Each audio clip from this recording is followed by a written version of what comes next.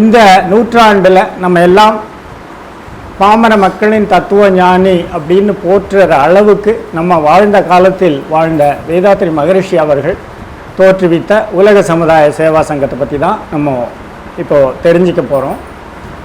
இப்போ மனித சமுதாயம் அப்படின்னு சொன்ன உடனே நிறைய வளர்ச்சி பெற்றிருக்கு. இப்போ ஆதி காலத்தில் பார்த்தோம்னா மனித வாழ்க்கை எப்படி இருந்தது அப்படின்னு இருக்கிறதையும் இந்த காலத்தில் இருக்கக்கூடிய வாழ்க்கையும் பார்த்தோம்னா நிறைய வளர்ச்சி. உயிர் வாழக்கூடிய எல்லா ஜீவராசிகள்லேயும் ஒரு உயர்ந்த ஜீவராசி மனித இனம் அப்படின்னு சொல்லலாம். நம்ம இப்போ ஆடு மாடுகளை கால்நடை அப்படின்னு சொல்கிறோம். ஏன் அப்படி சொல்கிறோன்னு யோசித்தோன்னா, காலால் நடக்கிறதுனால அதை கால்நடை அப்படின்னு சொல்கிறோம் அப்படின்னு ஆன்சர் வரும். மனிதர்களாகிய நம்மளும் காலால் தான் நடக்கிறோம். அப்போ நம்மளை கால்நடைன்னு சொல்லலாமா? சொல்கிறோமா? சொல்கிறதில்ல. ஏன்னா மனிதர்களாகிய நம்ம தான் காலால் மட்டுமல்ல மனதாலும் நடக்கிறோம். அந்த மனம் அப்படின்ற ஒரு சிறப்பு நமக்கு மட்டும்தான் இருக்குது. அந்த மனதோட இயக்கம் அப்படின்னு பார்த்தோம்னா, ஒரு அம்மாக்களாகட்டும் சகோதரிகளாகட்டும், இல்லை நம்ம வேலைக்கு போகிறோம், ஆஃபீஸில் இருக்கும் போதும் சரி, மாணவர்களாக இருக்கோம், கிளாஸில் உட்காண்ட்ருக்கோம், எந்த மாதிரி வாழ்க்கை நிலையில் இருக்கக்கூடியவங்களும் ஒரு வேலையை செய்துகிட்டு இருக்கோம் அப்படின்னா மனம் ஃபிசிக்கலாக அங்கே இருப்போம்.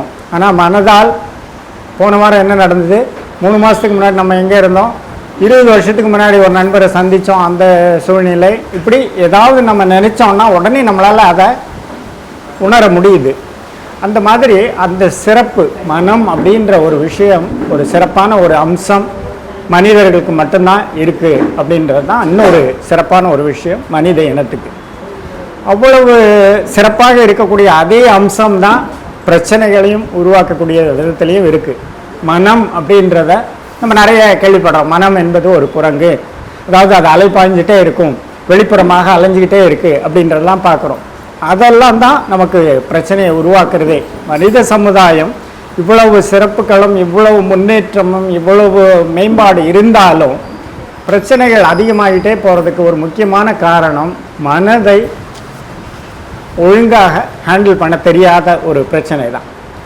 அதுக்கு சில அடிப்படை பயிற்சிகள் தேவைப்படுது அப்படின்றத தான் மகரிஷியோட இளமை காலத்திலேயே நிறைய பிரச்சனைகளை அவர் ஏழ்மை குடும்பத்தில் பிறந்து வளர்ந்து வரும்போது சமுதாயத்தில் இருக்கக்கூடிய பிரச்சனைகளெல்லாம் பார்த்து யோசிக்க ஆரம்பித்து, எதனால் இப்படி பிரச்சனைகள் இருக்குது மனிதர்களுக்கு, இதை எப்படி தீர்த்து கொள்ள முடியும் அப்படின்னு யோசிக்க ஆரம்பித்தப்போ தான் அவங்களோட வாழ்க்கையிலே நிறைய மாற்றம் வருது. நிறைய குருமார்களை சந்திக்கிறாங்க, நிறைய கருத்துக்களை தெரிஞ்சுக்கிறாங்க. 1958 மகரிஷியோட சொந்த ஊரான கூடுவாஞ்சேரியில் ஒரு சின்ன ஒரு குடிசை, இந்த அளவுக்கு கூட பில்டிங் இருக்காது, ஒரு சின்ன ஒரு குடிசை. அந்த ஃபோட்டோவை பார்த்தீங்கன்னா அவரோட நோக்கம், அவருடைய தொலைநோக்கு பார்வையை நம்ம புரிஞ்சிக்க முடியும். ஒரு சின்ன ஒரு குடிசை முன்னாடி உலக சமுதாய சேவா சங்கம் அப்படின்ற போர்டோடு இதை ஆரம்பிக்கிறார். அவர் நம்ம தமிழ்நாட்டு அளவிலையோ தென்னிந்திய அளவிலையோ இந்திய அளவிலையோ யோசிக்கலை. தொடக்கமே உலகத்தில் இருக்கக்கூடிய எல்லா மனிதர்களுக்கும் பயன் தரக்கூடிய விதத்தில் ஒரு பயிற்சியாக இருக்கும் இது. அப்படி ஒரு பொதுமைப்படுத்தப்பட்ட ஒரு இதாக இருக்கணும். எந்த மதம், எந்த ஜாதி, எந்த நாட்டுக்காரங்கள், எல்லாருக்குமே அந்த உலகத்தோட எந்த பகுதியில் வாழக்கூடியவர்களுக்கும் அது பொருத்தமாக இருக்கக்கூடிய விதத்தில் தொடக்கத்திலேயே அவ்வளவு ஆராய்ச்சி செய்து உருவாக்கப்பட்ட ஒரு கலை இது. இந்த மனவள கலையில் என்னெல்லாம் செய்யணும், மனிதர்கள் மேம்படணும் அப்படின்னு சொல்லிட்டோம். நிறைய பிரச்சனைகள் இருக்குது. அதுக்கு அடிப்படை அம்சமாக இருக்கக்கூடிய மனதை வளப்படுத்தணும் அப்படின்ற நோக்கமும் தெரிஞ்சுக்கிறோம். நம்ம மனதை ஆரம்பிக்கிறதுக்கு முன்னாடி நம்ம எல்லாமே இது வரைக்கும் பார்த்தோம் அப்படின்னா, நம்ம அப்படின்னு சொல்கிறது, அதாவது ஒவ்வொருத்தரையும் செல்ஃப் அப்படின்னு கேட்கும்போது நம்ம எதை சொல்கிறோன்னா உடம்பை தான் நினச்சிக்கிறோம். நம்மளால் கண்ணால் பார்க்க முடியுது, இந்த உருவத்தில் இவ்வளோ உயரம் இருக்கும், இவ்வளோ இதில் இருக்கும், இவ்வளோ பருமனில் இருக்கும், இவ்வளோ வெயிட்டில் இருக்கும், அதை தான் நம்ம நினச்சிக்கிறோம். அதாவது நம்ம பேரை சொல்கிறோம், அதுதான் நான் அப்படின்னு நம்ம நினச்சிட்டு இருக்கோம். ஆனால் அது ஒரு அம்சம்தான். பரு உடல், கண்ணால் பார்க்கக்கூடியதுன்றது உடல் மட்டும்தான். அதுக்குள்ளே இன்னும் 2 சிறப்பான விஷயங்கள் இயங்கிக்கிட்டு இருக்கு அப்படின்றத தான் நிறைய தத்துவங்கள் சொல்லியிருந்தாலும் அந்த தத்துவங்களெல்லாம் எளிமைப்படுத்தி நம்ம எதனால் அந்த பயிற்சிகளை செய்கிறோம் அப்படின்னு முழுமையாக புரிந்து கொண்டு செய்யக்கூடிய அளவில் நம்ம மகரிஷி அடுத்த 2 சிறப்பு அம்சங்களான மனம், உயிர், உடல், உயிர், மனம் அப்படின்ற 3ம் சேர்ந்து தான் நம்ம இது வரைக்கும் நம்ம அப்படி தெரியலனாலும் நம்ம அப்படின்னு சொல்கிறத வந்து நம்ம இந்த மூணையும் சேர்த்து தான் சொல்கிறோம் அப்படின்ற மாதிரி நம்ம பார்க்கணும். உயிரை உணர செய்யக்கூடிய ஒரு மனப்பயிற்சி தான் அகத்தவம். அதை தான் நம்மளுடைய தவத்தில் செய்கிறோம். அதை வந்து நம்ம உடலில் இருக்கக்கூடிய வேறு வேறு மையங்களில் செய்யறதுக்காக ஒரு தவம் 2 தவம் இல்லாமல் 9 வகையான தவங்களை, அதாவது 4 அடிப்படை தவங்கள், 5 சிறப்பு தவங்கள் அப்படின்னு 9 விதமான தவங்களை எளிய முறை குண்டலினி யோக தவ முறையில் மகரிஷி கொடுத்துருக்காங்க. அப்படி நம்ம தவம் செய்ய ஆரம்பிச்சிட்டோம் அப்படின்னா நமக்கு என்ன கிடைக்கும் அப்படின்னு பார்த்தோம்னா நம்மளுடைய மன வலிமை கூடும். நிறைய விஷயங்கள் நம்ம நினைக்கிறோம், இனிமேல் இப்படிலாம் செய்ய மாட்டேன், இப்படிலாம் செய்யறேன் அப்படின்னு ஒரு முடிவு எடுக்கிறோம். அதை வந்து அந்த முடிவு எடுத்தது நம்ம தான். அதை செயல்படுத்த ஆரம்பிக்கும் போது ஒரு வாரம் அல்லது 1 மாதம் மேக்ஸிமம் அவ்வளோதான் நம்ம ஃபாலோ பண்ண முடியும். அதுக்கப்புறம் அதனுடைய வலு விழந்து நம்ம திரும்பவும் பழைய நிலைமைக்கே போயிடுறோம். அப்படி இல்லாமல் நம்ம மனதை ஒரு ஊக்கப்படுத்தி ஒரு வலிமையை கூட்டக்கூடிய ஒரு திறனை கொடுக்கும் இந்த தவம் செய்ய ஆரம்பித்த உடனே. அடுத்ததான் நம்ம வந்து நமக்குள்ளே இருக்கக்கூடிய உயிரை உணர ஆரம்பிச்சிட்டோம். அப்படின்றதுனால அந்த உயிர்னு சொல்லும்போது அதை ஒரு குறிப்பாக இதை சொல்லணும்னு நினைக்கிறேன். உடம்புல உயிர் எங்கே இருக்குது அப்படின்ற ஒரு கேள்வியை இன்றைக்கி மெடிக்கல் சயின்ஸ்லேயும் சரி, நிறைய ரிசர்ச்லேயும் சரி, அவங்க எவ்வளவோ ஆராய்ச்சி செய்து பார்க்குறாங்க. உயிர் பிரிஞ்ச பிறகு அந்த உடம்பை எடுத்து ஆராய்ச்சி செய்து பார்க்கும்போது அந்த உடல் எப்படி உடல்லேருந்து உயிர் எப்படி பிரிஞ்சது, எங்கே இருந்தது.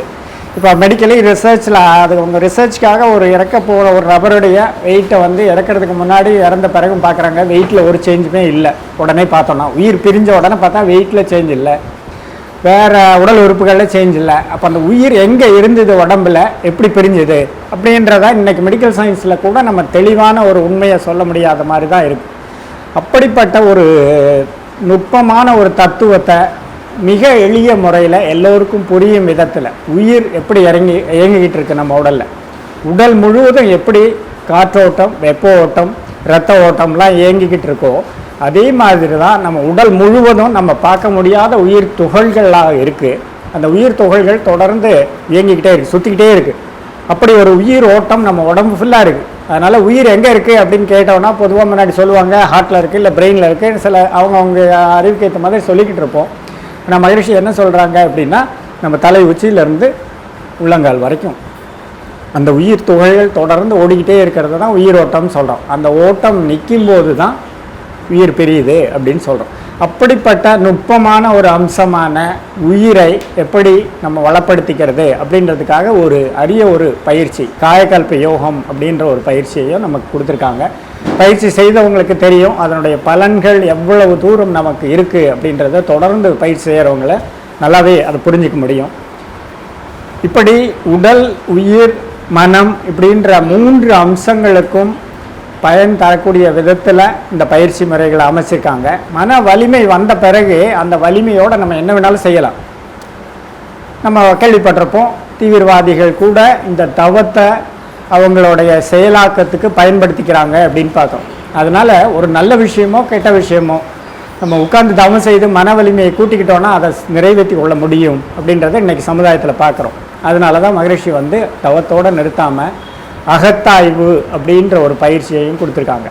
நம்ம எப்போ ஒரு அடிப்படை தவத்தை கற்றுக்கிட்டோமோ மன வலிமையை கூட்டி மன அலைச்சூழலை குறைச்சிக்கிற திறன் வந்த உடனேயே அகத்தாய்வை நமக்கு அறிமுகப்படுத்துகிறாங்க.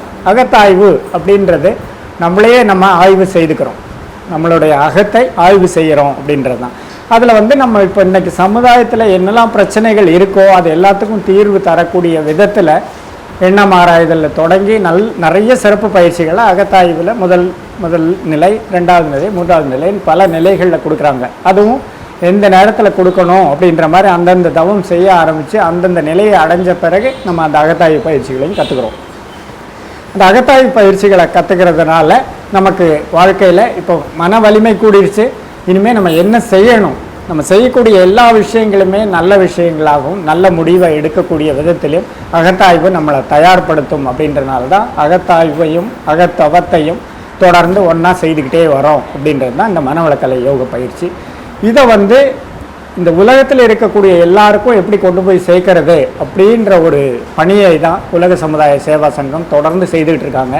அதை பல விதங்களில், அதாவது இப்போ சமீப காலமாக, அதாவது மகரிஷியோட கனவே அப்படி தான் இருந்தது. நம்ம வந்து ஒரு ரிட்டையர்மெண்ட்டுக்கு அப்புறம் ஆரம்பிக்கிற ஒரு ப்ராக்டிஸ் இல்லை, இது கல்யாணத்துக்கு அப்புறம் ப்ராக்டிஸ் ஆரம்பிக்கிறது அப்படின்றது இல்லை. அது நம்ம ஒவ்வொருத்தருடைய முன்னேற்றமும் தான் இந்த சமுதாய முன்னேற்றம், அது நாடோடைய முன்னேற்றம், உலக அளவில் முன்னேற்றம் கிடைக்கும் அப்படின்றதுக்காக தான் மகரிஷி அப்படி தொடங்கியிருக்காங்க. அதை நம்ம முழுமையாக புரிந்து இந்த கலையை கற்று வாழ்வில் எல்லா வளங்களையும் பெருக்கிக் கொள்ள இறையருளும் குருவருளும் துணை நிற்கட்டும். குருவருளும் இறையருளும் எல்லோருக்கும் கிடைக்கட்டும் என வாழ்த்து நிறைவு செய்கிறேன். வாழ்க்கை.